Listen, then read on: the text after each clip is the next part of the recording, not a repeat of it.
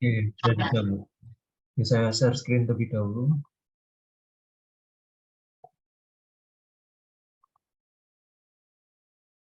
Apakah sudah terlihat PPT-nya? Sudah. Sudah.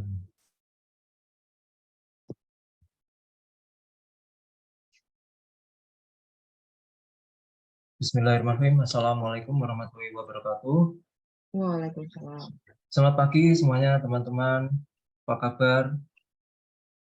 Semoga meskipun kita puasa masih tetap semangat ya belajar ya. Oke, untuk hari ini kita akan melanjutkan materi ya, tetap di mata kuliah pemrograman web. Kalau kemarin kita udah belajar tentang HTML ya, HTML itu untuk membuat kerangka dari sebuah website. Nah, selanjutnya kita akan belajar tentang CSS atau Cascading Style Sheet ya. Ini biasanya untuk desain dari tampilan website.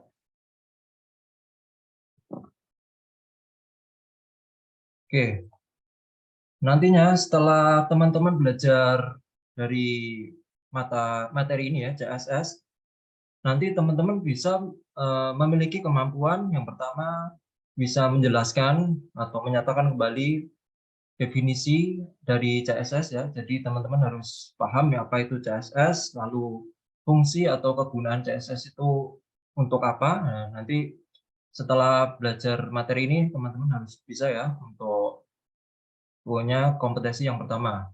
Yang kedua, mahasiswa mampu menerapkan selektor CSS untuk mendesain tampilan halaman web ya. Jadi untuk mendesain tampilan halaman web itu nanti kita harus menggunakan selektor CSS ya. Nanti kita akan belajar apa itu selektor CSS. Nah, sebelum kita masuk ke materi, saya ingin brainstorming dulu ya pada teman-teman. Apa yang teman-teman ketahui tentang web? Nah, teman-teman bisa untuk ini buka dari ini sebentar ya, saya share dulu.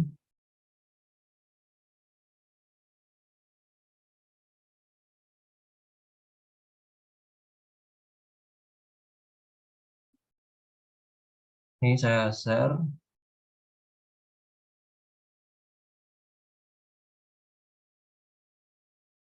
Oh, linknya sebentar ya.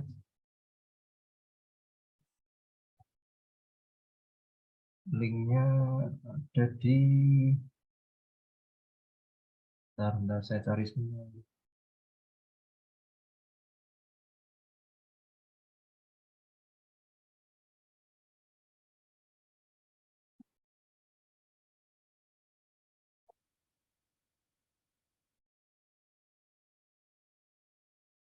Nah, ini linknya sudah saya share di chat. Silakan teman-teman jawab pertanyaan itu dulu ya sebelum kita masuk ke materi.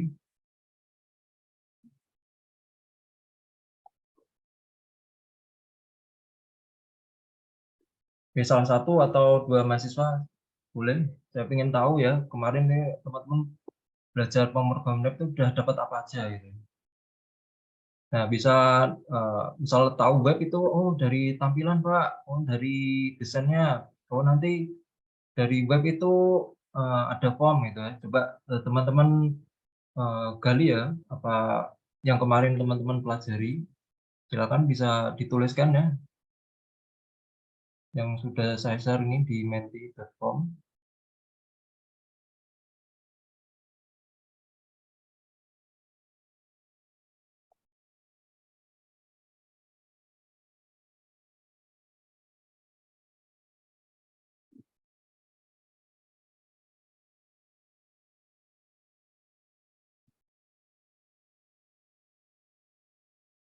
Oke, udah ada satu ya menggunakan internet.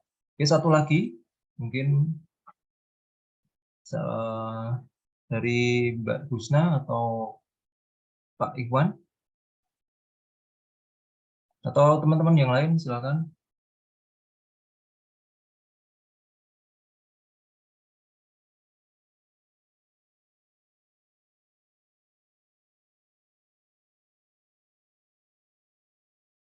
Oke, langsung saja ya. Ya, terima kasih tadi teman-teman sudah mencoba menjawab ya apa yang teman-teman ketahui tentang web ya. Jadi di web itu sebuah halaman-halaman yang menampilkan informasi kepada user ya. Nah, selain itu seorang web developer itu harus tahu tools-tools apa saja yang perlu digunakan untuk membuat sebuah website ya. Mulai dari ID editor, kemudian dari bahasa pemrogramannya, terus bahasa markup-nya yang kemarin sudah kita pelajari yaitu HTML untuk membuat kerangka halaman websitenya. Lalu untuk yang desain ini pakainya CSS ya. Oke, langsung aja kita masuk ke bahasan kita. Pada pagi ini kita akan bahas tentang apa itu dari CSS, kemudian kita bisa mau tahu nih ya, bedanya website yang tanpa CSS sama yang menggunakan CSS. Lalu yang ketiga, jenis metode penulisan CSS. Lalu kita belajar tentang selector dan declaration, dan yang terakhir tentang jenis selector. Ya, CSS ya, singkatan dari Cascading Style Sheet ya. Ini merupakan sebuah bahasa yang sederhana, di mana bahasa ini digunakan untuk mengatur tampilan halaman web ya, atau bisa juga untuk memberikan gaya pada elemen HTML. Nah, CSS juga mempunyai manfaat ya, karena CSS itu bisa menghemat waktu dalam mengatur tata letak banyak halaman web. Nah, itu untuk membuat lebih hemat waktu, lebih rapi websitenya atau codingnya, itu kita menggunakannya CSS yang jenis eksternal ya. Jadi di eksternal kita harus buat file baru, nanti kita save dengan ekstensi .css ya. Nanti saya akan tunjukkan ya cara untuk menerapkan external style sheet. Nah, ini bisa kita lihat ya. Coba saya ingin tahu ya dari mahasiswa ini, mungkin ada yang tahu perbedaan yang tidak menggunakan CSS ya, yang sebelah kiri ini tidak menggunakan CSS sama yang CSS. Apa kira-kira perbedaannya? Kalau dilihat dari tampilan ini, apa kira-kira Mbak Husna mungkin bisa berikan apa tanggapannya gitu?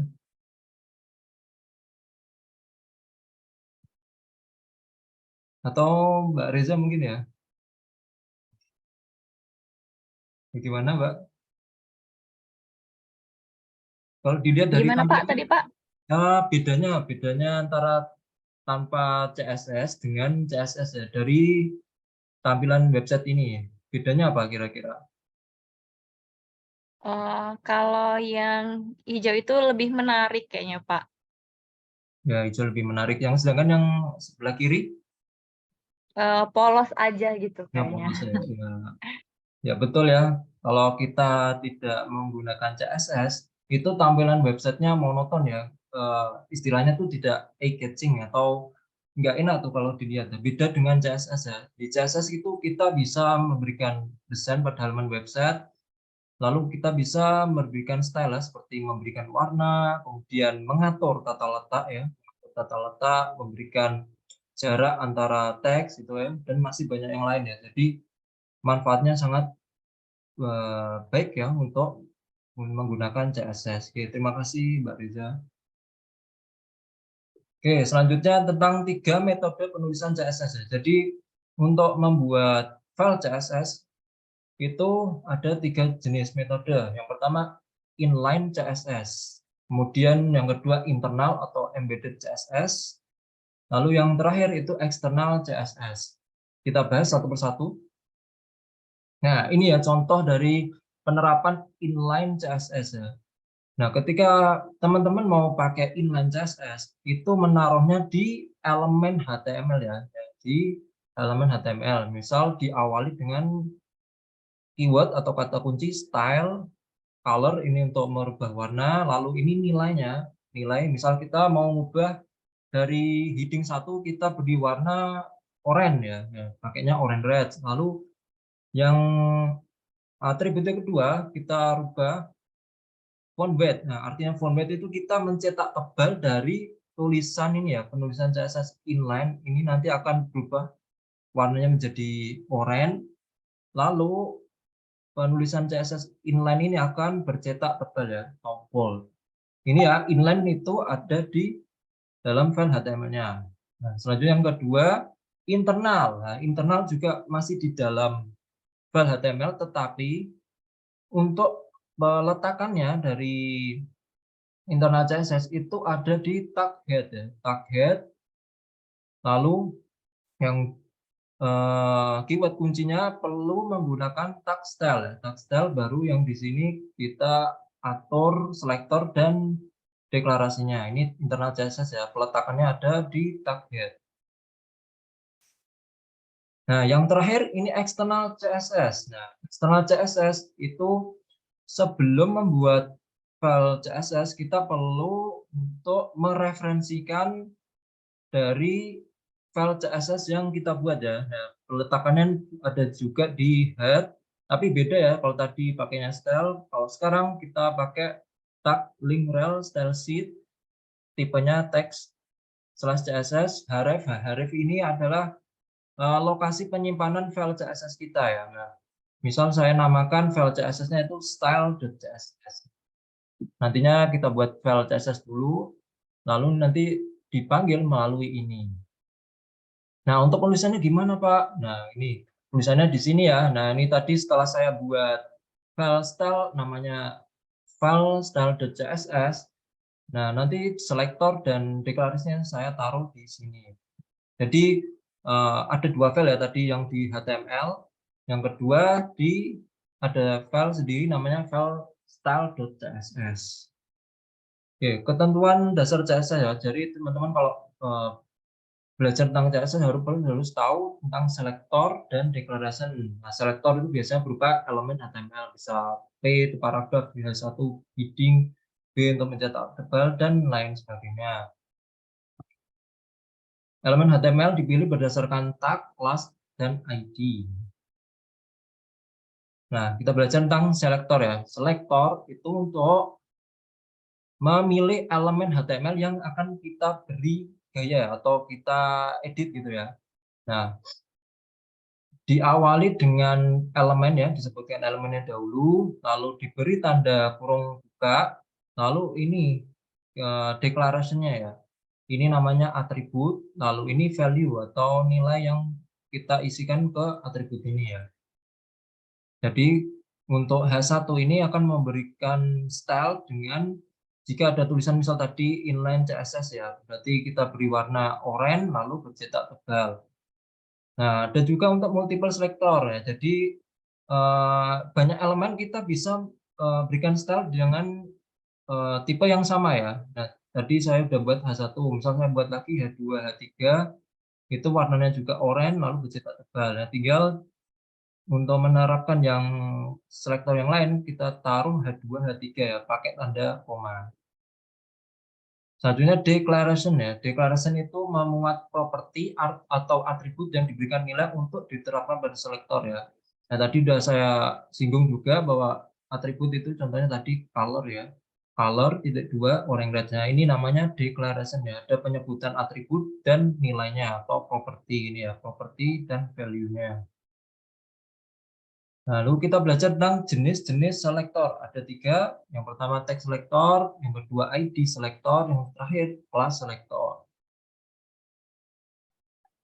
Nah, yang pertama ID selektor ya. Yang pertama ID selektor ini untuk memberikan style ke satu elemen HTML ya. Jadi untuk ID ini hanya boleh memiliki satu nama ya.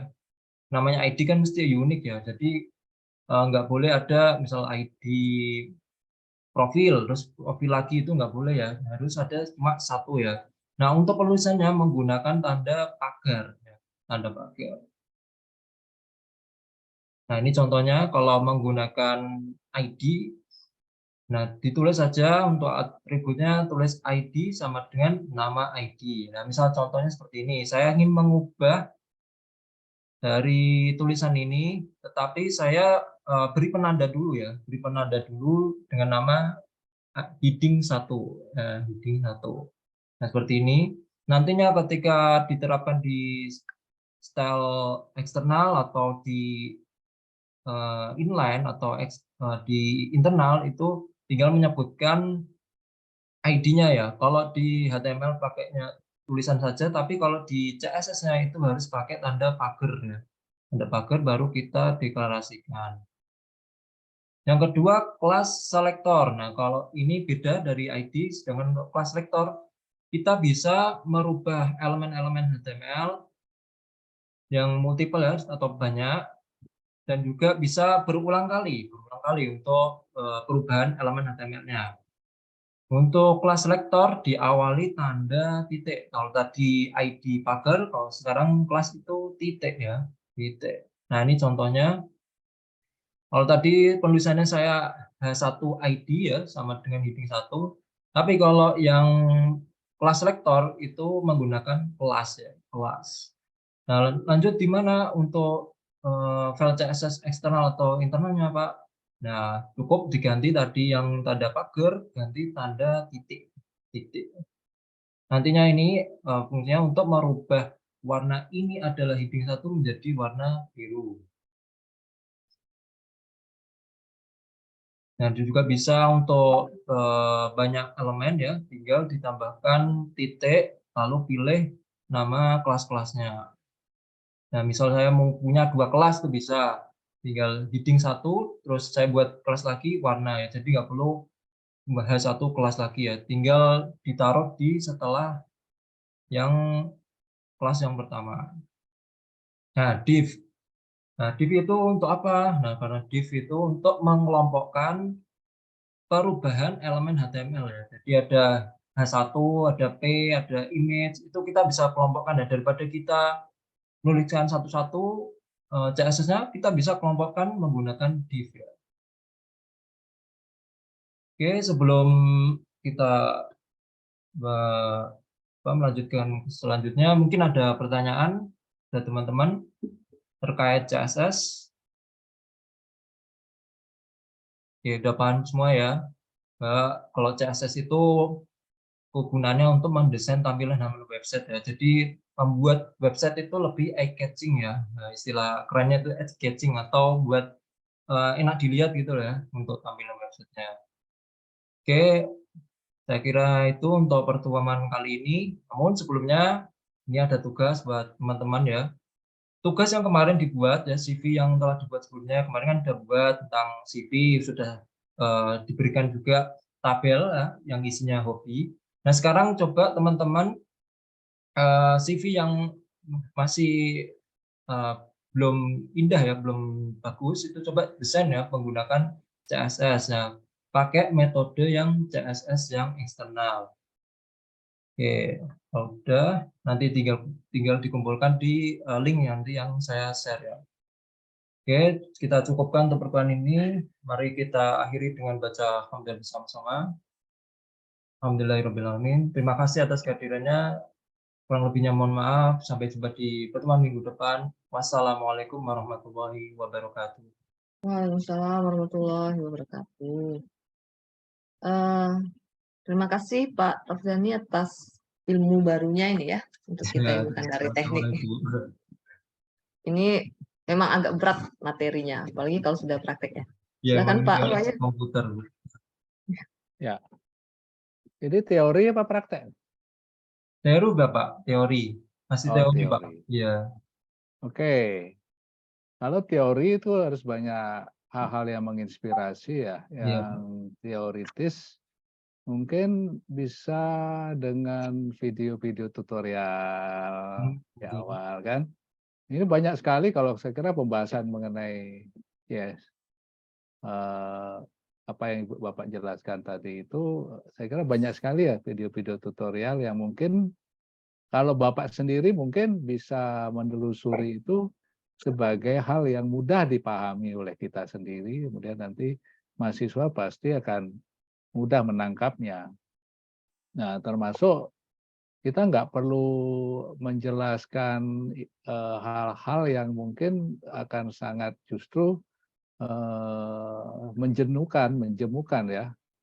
Kalau ada ilustrasi-ilustrasi dari video-video tutorial yang sudah ada. Dimulai dari video tutorial. Itu saya kira jauh lebih menarik. Oh iya, Pak. Kalau saya terus terang, kalau kalau saya sebagai mahasiswa mengikuti penjelasan Bapak, pasti saya akan ini kok kayaknya mana yang harus penting bagi saya gitu ya.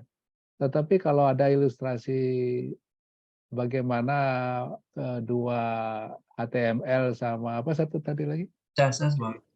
CSS, itu mungkin ada video yang membandingkan itu ya, yang justru ilustrasinya cukup banyak, gambar, ilustrasi, kemudian nanti baru ke bagaimana itu membuatnya gitu loh.